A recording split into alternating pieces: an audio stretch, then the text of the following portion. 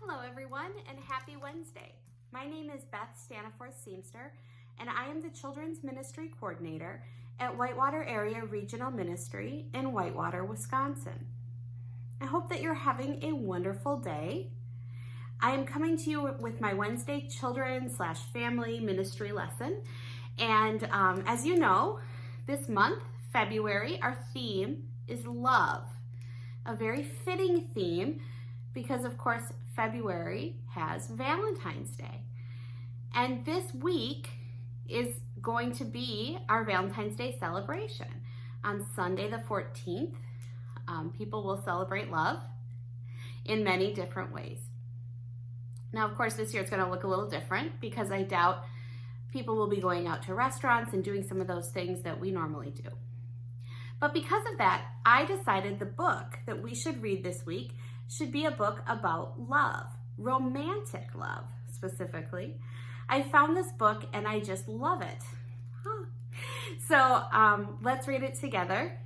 But before we do that, I'd like to remind you of our Bible verse for the month. It is from 1 Corinthians, and it says, "Let all that you do be done in love." So a good reminder. Well, this week's book is called Prince and Knight. Can you see it there? It's written by Daniel Haack, illustrated by Stevie Lewis, and we are reading with permission from Little B Publishing Company. So let's go ahead and read this book. Okay. Little B Books, I should say. Okay, I'm gonna move so that you can see here. Ready? Okay. See the pictures. Once upon a time, in a kingdom far from here, lived a charming prince who was handsome and sincere.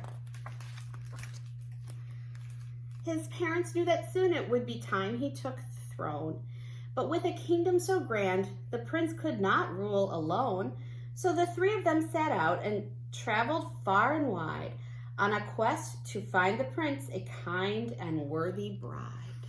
It's a big job to be a prince. The prince met many ladies, and he made them all swoon, but it was soon clear that he was singing a different tune. "Thank you," he told his parents. "I appreciate that you tried, but I'm looking for something different in a partner by my side."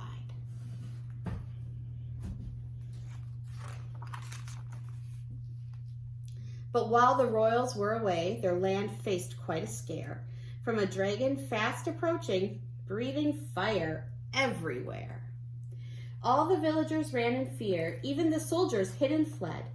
"This vicious beast is far too great. We must retreat or we'll be dead." The prince heard the dreadful news and raced home with all his might. To protect his precious realm, the prince was ready for a fight.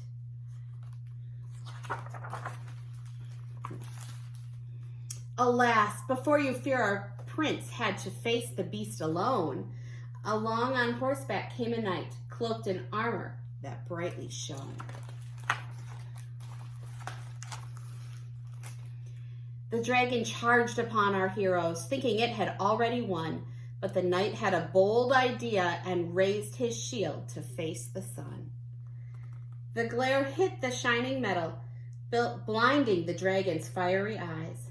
But it was what the prince did next that really caught it by surprise. These two are a good team, aren't they?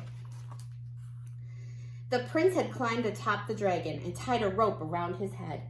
He wrapped the cord around the neck and down the body like a thread. The plan had worked. The dragon was caught. Its body was tied and bound. But the prince up high had lost his grip and was falling to the ground. Oh no. The knight below jumped on his horse and they began to race. The prince was caught and free from harm, held in the knight's embrace. "You saved my life, and you saved mine," they said it to one another, and in a flash to each it felt there simply was no other. The knight took off his helmet to reveal his handsome face, And as they gazed into each other's eyes, their hearts began to race. As the villagers returned, it became clear to those around that the prince's one true love had at last been surely found. The king and queen had come back too, and they were overjoyed. We have finally found someone who is perfect for our boy. And on the two men's wedding day, the air filled with cheer and laughter, for the prince and his shining knight would live happily ever after. The end. Thank you for letting me share that book with you. One of the things I love about this love story is that it's not just two people who randomly meet and fall in love. We also see a partnership. The prince isn't just looking for a pretty face. The prince is looking for a partner, someone to walk with him through his life. And he finds that in the knight. I know when I think about the love story of my own parents, I often reflect on those same themes. And I wonder if you see that reflected in the love stories that you live with, your parents or grandparents or family friends or whoever. That was certainly what I was looking for when I was looking for my husband, someone to walk the journey with. So on this Valentine's Day, I invite you to celebrate romantic love, whatever that feels like for you, whether that's celebrating your family or if you have someone that you love, to celebrate them, and to say thank you to God for the ability to love one another. Well, with that, I'm going to wish you a happy Wednesday and say happy Valentine's Day. I miss you. Bye.